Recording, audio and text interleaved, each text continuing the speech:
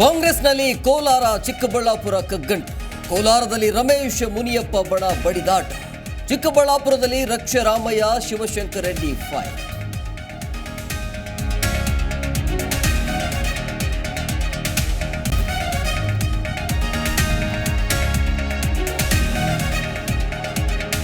ಲೋಕಸಭೆಯಲ್ಲಿ ಶುರುವಾಯಿತು ದೋಸ್ತಿಗಳ ದರ್ಬಾರ್. ಕಾಂಗ್ರೆಸ್ ವಿರುದ್ಧ ರಣ ಕಹಳೆ ಊದಿದ ಎಚ್ಡಿಡಿ. ಸಮನ್ವಯ ಸಭೆಯಲ್ಲಿ ಒಗ್ಗಟ್ಟು ಪ್ರದರ್ಶಿಸಿದ ದೋಸ್ತಿಗಳು.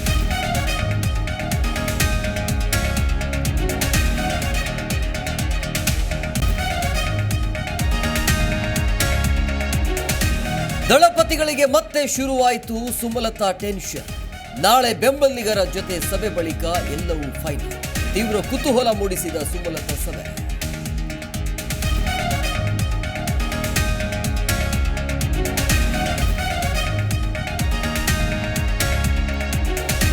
ಕರ್ನಾಟಕದಲ್ಲಿ ಬಿಜೆಪಿ ಪಾರ್ಟಿ ಹೆಚ್ಚು ಸ್ಥಾನ ಗೆಲ್ಲಲ್ಲ. ಬಿಜೆಪಿ ಇದ್ದಾಗ ರಾಜ್ಯದಲ್ಲಿ ಉತ್ತಮ ಆಡಳಿತ ಇರಲಿಲ್ಲ. ಗುಜರಾತಿಗಳು ಪ್ರಾಮಾಣಿಕರು ಎಂದು ಎಸ್ ಎಲ್ ಭೈರಪ್ಪ ಹೇಳಿಕೆ.